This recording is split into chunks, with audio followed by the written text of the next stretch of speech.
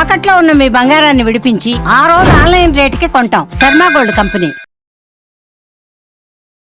వాగర్థావివ సంపృక్తౌ వాగర్థ ప్రతిపత్తయే జగతః పితరౌ వందే పార్వతీ పరమేశ్వరౌ. ఆదిత్యాయ చ సోమాయ మంగళాయ బుధాయ చ గురుశుక్ర శనిభ్యశ్చరాహవే కేతవే నమః.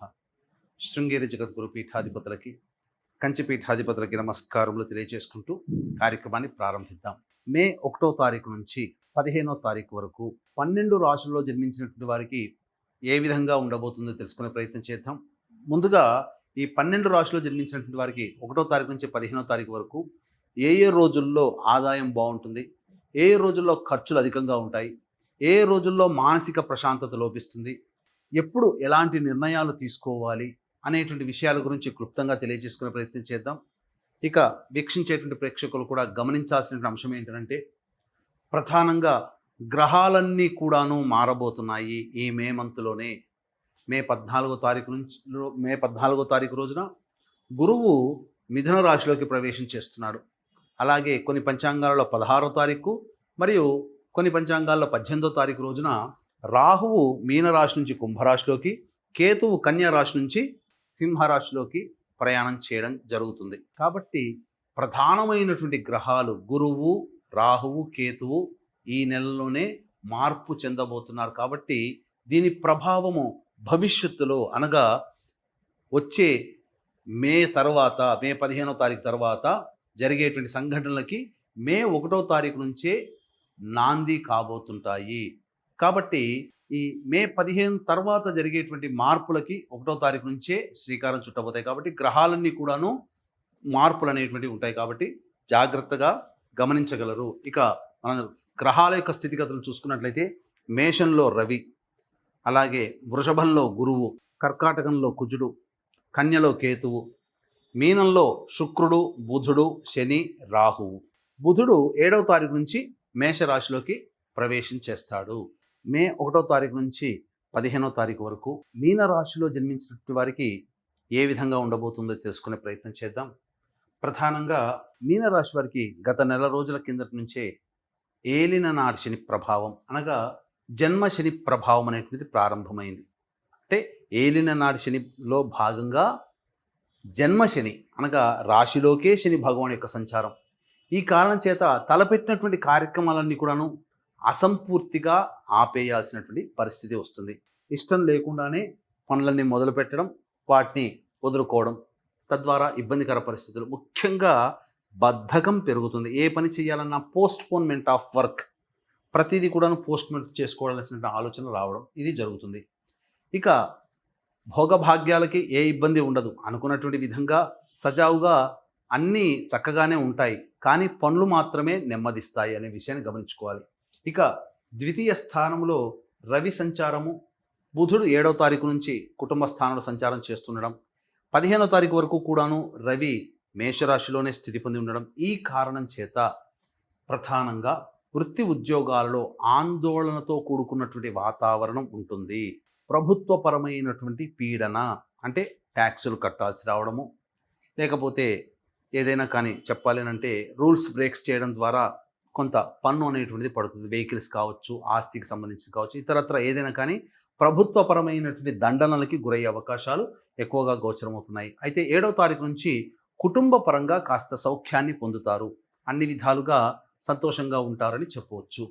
ఇక గురుగ్రహ ప్రభావము మీకు అనుకూలంగా ఉంటుంది 15వ తారీఖు వరకు. 15 తర్వాత ఈ గురువు మిథున రాశిలోకి సంచారం చేస్తున్న కొన్ని ప్రయత్నాలలో ఈ యొక్క మే 15 నుంచి ఆటంకాలు అనేటువంటివి మొదలవుతాయి. కాబట్టి జాగ్రత్తలు పాటించండి. కుజుడు 5వ స్థానంలో స్తంభించి ఉండడం, ఇది చేపట్టినటువంటి పనులకి వ్యతిరేకంగా పనులు జరుగుతుండడం. మీరు ఆలోచించింది ఒకటైతే జరిగేది ఒకటిగా ఉంటుంది. ఈ విధంగా కేతువు కూడా అనుకూలంగా లేకపోవడం. తర్వాత చెప్పొచ్చేది ఏంటంటే, గ్రహాలు ఈ మీనరాశి వారికి అనుకూలంగా లేవు. ఒక శుక్రుడు, బుధుడు కొంతవరకు మొదటి వారం వరకు అనుకూలంగా ఉన్నాయి. మిగతాములన్నీ కూడా అనగా 7వ తారీఖు తర్వాత నుంచి కొంత ఇబ్బందికర పరిస్థితులు ఎదురవుతాయి. కాబట్టి జాగ్రత్తలు పాటించండి. స్త్రీ సౌఖ్యం ఉంటుంది. స్త్రీలు సహాయ సహకారాలు అందిస్తారు. అన్ని విధాలుగా అవసరమైన సందర్భాల్లో స్త్రీలు మిమ్మల్ని ఆదుకుంటారు అని చెప్పవచ్చు. ఇక తర్వాత చెప్పొచ్చేది ఏమిటంటే, మిశ్రమం కంటే సాధారణమైనటువంటి ఫలితముల కంటే తక్కువగానే ఉంటాయి. కాబట్టి జాగ్రత్తలు పాటించండి. పెట్టుబడులు పెట్టేటప్పుడు వృత్తి వ్యాపారాల్లో కానీ ఇతరత్రా కానీ స్పెక్యులేషన్ రంగంలో కానీ జాగ్రత్తలు పాటించండి. వాయిదా వేసుకోవడమే చాలా మంచిదనే విషయాన్ని గమనించుకోవాలి. నిరుద్యోగస్తులకి 15వ తారీఖు తర్వాత గ్రహ మార్పు కనబడుతుంది. అప్పుడు ఈ 15వ తారీఖు తర్వాతనే ఉద్యోగం లభించే అవకాశాలు ఉంటాయి. ప్రమోషన్స్ కానీ లేదా కొత్త సంస్థలో ఉద్యోగం కోసం ఎదురు చూసేటువంటి వ్యక్తులకి 15 తర్వాతనే పిలుపులు రావచ్చు. ఇక ప్రధానంగా చూసుకున్నట్లయితే వివాహం కావాల్సినటువంటి అబ్బాయిలకి అమ్మాయిలకి మీరు కాస్త వేచి చూడడమే మంచిదని గమనించుకోవాలి. అలాగే సంతానం కోసం ప్రయత్నించేటువంటి వాళ్ళు, ఆల్రెడీ కన్సీవ్ అయినటువంటి అమ్మాయిలు జాగ్రత్తలు పాటించండి.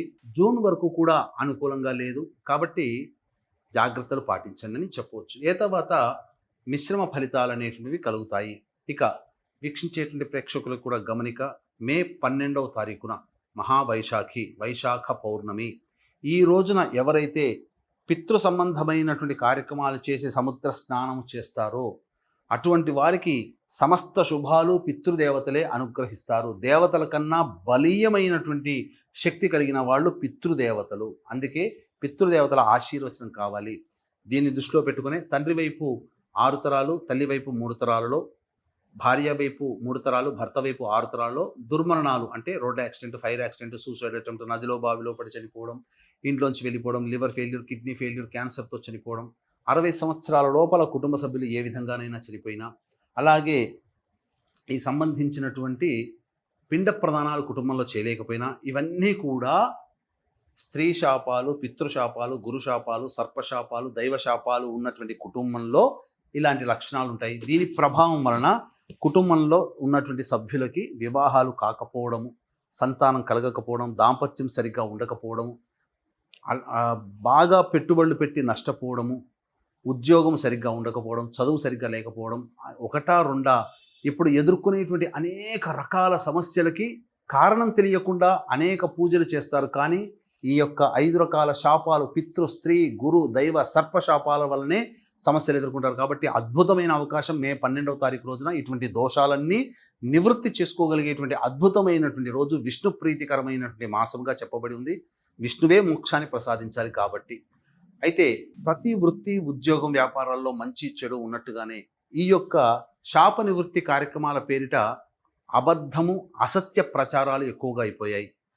ఉన్న 27 నక్షత్రాలలో కొన్ని నక్షత్రాలలో జన్మిస్తే నక్షత్ర జనన దోషము, దానికి నక్షత్ర జనన శాంతి చేయించుకోవాలి అని మన తాత ముత్తాతలు చెప్తున్నారు. కానీ ప్రేక్షకులు ఏదో కొత్తది కనబడితే ముందు వెనక ఆలోచించకుండా పొలోమని వెళ్ళిపోతుంటారు. ఇప్పుడు కొత్తగా ఏంటి, ఉన్న 27 నక్షత్రాలలో 19 నక్షత్రాలలో పుడితే ఈ పితృశాపము, స్త్రీ శాపము, దైవశాపము, సర్పశాపాలు అని చెప్పి జనాల్ని భయభ్రాంతులకి గురి చేస్తున్నారు. అవసరం ఉన్నా లేకపోయినా పని పెట్టుకొని ఈ పూజలు చేయించి తద్వారా ధన సముపార్జన ధ్యేయంగా పెట్టుకొని భయభ్రాంతులకు గురి చేస్తున్నారు. అసలు సరే, ఇప్పుడు ఆ 19 నక్షత్రాల్లో ఒక కుటుంబంలో 4 ఉన్నారు అని అంటే 19 నక్షత్రాల్లో ఏదో ఒక నక్షత్రం ఉంటారు. దీనికి భయపడిపోయి అనాదిగా వస్తున్నటువంటి తాత ముత్తాతల నుంచి వస్తున్నటువంటి నక్షత్ర జనన శాంతి వేరు, ఈ యొక్క 19 నక్షత్రాల్లో పుడితే దోషమని చెప్పి భయభ్రాంతులకు గురి చేయడం వేరు. ముందు వెనక ఆలోచించకుండా సరే చేయించుకున్నారే అనుకోండి. అంత దూరం పోయి ఏమన్నా శాస్త్రీయంగా జరుగుతుందంటే 3 నుంచి 4 గంటల పాటు జరగాల్సినటువంటిది, ఎక్కువ మంది బ్రాహ్మణుల్ని పెట్టి చేయించాల్సినటువంటి కార్యక్రమాన్ని తూతూ మంత్రంగా పురాణోక్తంగా కేవలం ఒక్క బ్రాహ్మణున్నే పెట్టి 45 మ్యాక్సిమం 1 గంటలో తూతూ మంత్రంగా చేసి పంపిస్తున్నారు. ఎవ్వరికీ కూడా ఫలితాలు జరగటం లేవు, రావట్లేవు. అన్నిటికంటే మించి ఎలా తెలుసుకోవాలి అని అంటే, ఒక సత్యనారాయణ వ్రతం చేయించాలి అని అంటేనే 3 గంటలు పడుతుంది. ఈ రోజుల్లో అరగంట 30 గంటల్లో ఎలా కంప్లీట్ చేస్తున్నారు అంటే పురాణోక్తంగా చేయించి కంప్లీట్ చేస్తున్నారు. కాబట్టి అటువంటి మోసాల బారిన పడకండి. ఎందుకంటే మోసం చేసేవాళ్ళు ఎప్పుడూ ఉంటారు. కానీ మోసపోకుండా ఉండడమే ప్రేక్షకుల జ్ఞానం మీద ఆధారపడి ఉంటుంది. మోసపోవడం మన కర్తవ్యం కాదు. కాబట్టి అనాదిగా అనగా 2013వ సంవత్సరం నుంచి ఒక పుష్కర కాలంగా ఈ యొక్క శాప నివృత్తి కార్యక్రమాలు నిజాయితీగా మన పీఠం ఆధ్వర్యంలో జరిపించడం జరుగుతుంది. అవకాశం ఉన్నవాళ్ళు కార్యక్రమ తదనంతరం కాంటాక్ట్ చేసి ఈ యొక్క మహావైశాఖి రోజున జరిగేటువంటి కార్యక్రమంలో నమోదు చేసుకోవచ్చు. ఇక ఈ యొక్క మీనరాశిలో జన్మించినటువంటి మహిళలకి శారీరక శ్రమ, మానసిక ఒత్తిడి అధికంగా ఉంటుంది. అప్పటి వరకు గౌరవంగా చూసుకున్నటువంటి వ్యక్తులే మిమ్మల్ని తక్కువగా చూస్తారు. మీ ఎదురుగానే వెళుతుంటారు కానీ మిమ్మల్ని పట్టించుకోరు, మిమ్మల్ని గుర్తించరు, మీకు గౌరవాన్ని ఇవ్వరు అనే విషయాన్ని గమనించుకోండి. ఎందుకంటే కాలం కలిసి రానప్పుడు, సమయం అనుకూలంగా లేనప్పుడు మనం బాధపడి ప్రయోజనము లేదు. ఇది గుర్తుపెట్టుకోండి. ఇక సంతానం కోసం ఎదురు చూసే మహిళలు జాగ్రత్తలు పాటించండి. డాక్టర్ల సలహాలు సూచనలు ఖచ్చితంగా పాటించండి. రెస్ట్ ఎక్కువగా తీసుకోండి. ఇక వివాహం కావాల్సిన అమ్మాయిలకి మాత్రం 15వ తారీఖు తర్వాతనే వివాహ సంబంధాలు కుదిరే అవకాశం గోచరమవుతున్నాయి. కాబట్టి అన్ని విధాలుగా అనుకూలంగా వివాహము సంతానం సంబంధించి 15 తర్వాతనే మీకు గోచరమవుతున్నాయి. కానీ ఇప్పుడు సమయం అనుకూలంగా లేదు కాబట్టి పెట్టుబడులు పెట్టడం, లేకపోతే డబ్బులు ఎవరికైనా నమ్మకస్తులే అని చెప్పి డబ్బులు ఇవ్వడం అనేటువంటివి చేయకండి. ఈ సమయం అనుకూలంగా లేదు కాబట్టి ఇప్పుడు చేసేటువంటి ఏ మంచి పని అయినా కానీ చాలా మటుకు మీకు ఉపయోగంగా ఉండదు అనే విషయాన్ని గమనించుకోండి. ఇక మే 1, 2, 3 తారీఖుల్లో తల్లిగారి ఆరోగ్యం పట్ల శ్రద్ధ వహించాలి. వాహనం నడిపేటప్పుడు జాగ్రత్తలు పాటించడం. వాహన మరమ్మతులకి, గృహ మరమ్మతులకి ఎక్కువగా ఖర్చులు చేస్తారు. సంతోషం లేని జీవితాన్ని గడపాల్సి వస్తుంది. ఖర్చులు అధికంగా ఉంటాయని చెప్పవచ్చు. ఇక 4, 5 తేదీలలో మీ ఆరోగ్యం పట్ల శ్రద్ధ వహించాలి. జ్వరం వచ్చే అవకాశాలు గోచరమవుతున్నాయి, లేదా వాహన ప్రమాదములు జరిగే అవకాశాలు, దెబ్బలు తాకే అవకాశాలు 4, 5 తారీఖులో గోచరమవుతున్నాయి.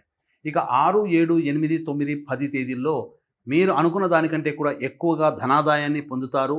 ఎన్నాళ్ళ నుంచో ఎదురు చూస్తున్నటువంటి రాని బాకీలు వసూలవుతాయి. ధనపరమైనటువంటి సమస్యలు తీరుతాయి. ఆనందకరమైనటువంటి జీవితాన్ని పొందుతారని చెప్పవచ్చు. ఇక 11, 12 తేదీలలో గమనించుకున్నట్లయితే ప్రశాంతత లేని జీవితము ఒక జిగ్జాగ్ లాగా ఉంటుంది. ఖర్చులు అధికంగా ఉంటాయి. ఏ పని చేయాలన్నా సంతోషము ఉండదు. ఇక 13, 14, 15 తేదీల్లో సంతానం మూలకంగా ఖర్చులు, విభేదాలు, సమస్యలు పెరుగుతాయి. ఈ విధంగా ఎక్కువగా ఇబ్బందికర పరిస్థితులు, ఆస్తి వివాదాల్లో ఎక్కువగా మాటామంతి జరుగుతుందని చెప్పొచ్చు. ఏతావాత చెప్పొచ్చేది ఏమిటంటే 11, 12, 1, 2, 3 తేదీల్లో జాగ్రత్తలు పాటించండి. ఖర్చులు అధికంగా ఉంటాయి అని చెప్పవచ్చు. ఈ యొక్క మీనరాశిలో జన్మించినటువంటి వారికి సమస్యల నుంచి బయటపడడం కోసం ప్రతిరోజు కూడాను కాలభైరవాష్టక పారాయణం, సుబ్రహ్మణ్య భుజంగ స్తోత్ర పారాయణం చేసుకున్నట్లయితే చాలా సమస్యల నుంచి బయటపడతారని చెప్పవచ్చు. సర్వం శ్రీ ఉమామహేశ్వర పరబ్రహ్మార్పణమస్తు.